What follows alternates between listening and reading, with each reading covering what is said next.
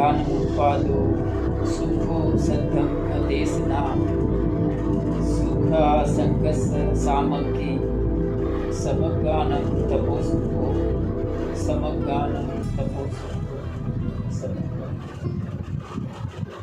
महाकारुणिक भगवान तथागत सम्यक સમબુદ્ધ એમના ચરણોમાં પંચાંગ પ્રણામ। બાબા સાહેબ ભીમરાવ આંબેડકર એમના પ્રતિ કૃતજ્ઞતા વ્યક્ત કરું છું।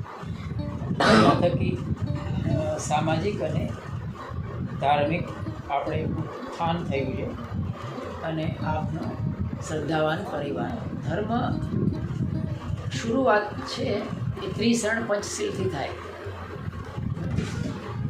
ત્રિશરણ પંચશીલ અને આર્ય અષ્ટાંગિક માર્ગ આ એમનો બેઝ એના ઉપર ધર્મની ઇમારત બને। બરાબર, કોઈ પણ ઇમારત મજબૂત બનાવી હોય તો એનો બેઝ મજબૂત જોઈએ। તો એવી રીતે બુદ્ધ ધર્મની જે બેઝ છે એના ત્રિશરણ અને પંચશીલ કહેવામાં આવ્યું અને આર્ય અષ્ટાંગિક માર્ગ કહેવામાં। તો ત્રિશરણ પંચશીલ શું છે અને શા માટે છે એ આપણે થોડા શબ્દોમાં સમજશું। ત્રિશરણનો અર્થ થાય ત્રણ શરણ, બુદ્ધ, ધમ્મ અને સંઘ,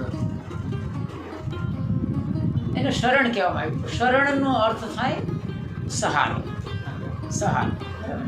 તો શરણ શા માટે લેવાનું? આપણે શરણનું તાત્પર્ય છે કે આપણે મને ખબર નથી, બરાબર, હું નથી જાણતો અથવા હું નથી જાણતી એટલા માટે હું આપનું શરણ લઉં છું।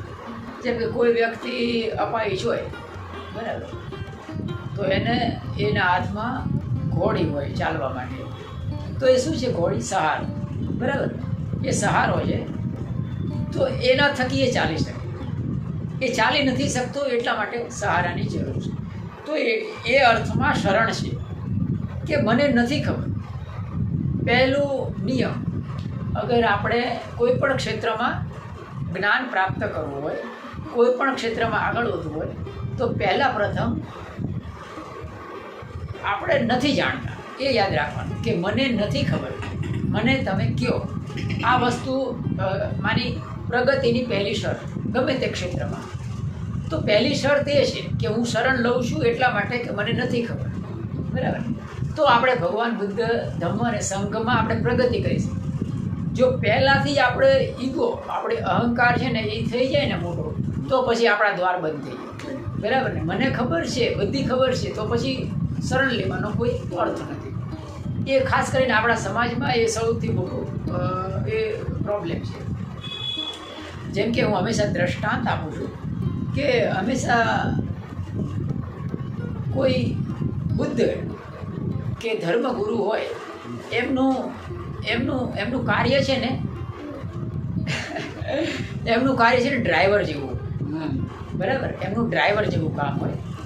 ડ્રાઈવર તમે આમ ફિઝિકલી જોવા જાઓ તો પણ તમે જુઓ ને તો ડ્રાઈવર છે ને એનું કામ, બીજો અર્થ એને એમ કહ્યું થાય, ડ્રાઈવરનો અર્થ થાય જાગૃતતા, બરાબર।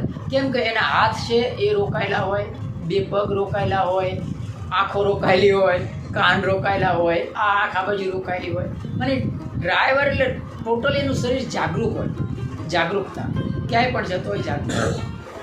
તો ડ્રાઈવર જેવું કામ ધર્મગુરુનું શા માટે છે?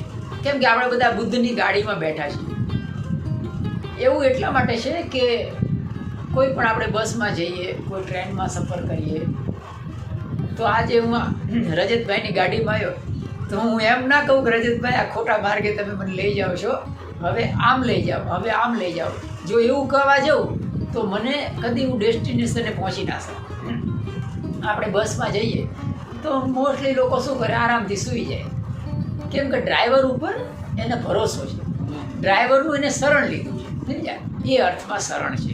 જ્યારે આપણે શરણ લઈએ ને ત્યારે એને ટોટલી આપણે સમર્પિત થવું પડે, બરાબર। હાલાકી એની અંદર ઘણીવાર એવું બને આપણને કે આપણને જે સાચું ના લાગતું હોય, આપણને ખટકતું હોય એવું બની શકે, પણ હકીકતમાં એ આપણે સમજી નથી શકતા એટલા માટે। જેમ કે આપણે કોઈ વાર હમણાં થોડા સમય પહેલાં હું અમદાવાદ ગયો હતો તો એને છે ને આમ બીજી બાજુથી ગાડી લીધી વિઠ્ઠલગઢ બાજુ મોસ્ટલી એ બાજુ. એટલે એવું શા માટે કર્યું હવે આપણને ખ્યાલ ના હોય બરાબર એવું શા માટે કર્યું. પણ ઘણીવાર ડ્રાઈવર છે ને એ તમને યુ ટર્ન લઈને બીજેથી લઈ જતા હોય. તો એનું કારણ શું છે કે ટ્રાફિક હોઈ શકે છે, કોઈ જગ્યાએ પૂર આવ્યું હોય, કંઈક આપત્તિ હોય, તો એને શું એને ખબર હોય ડ્રાઈવરને બધી, એટલે એ બીજે રસ્તે થઈ જાય. તો આપણે એની પ્રત્યે વિદ્રોહ કરી અને ગાડીમાંથી ઉતરી નહીં જવાનું. આપણને ખબર નથી કે આ બીજે રસ્તેથી શા માટે. તો ડ્રાઈવરનું કામ એવું હોય કે આપણને તમને લઈ જાય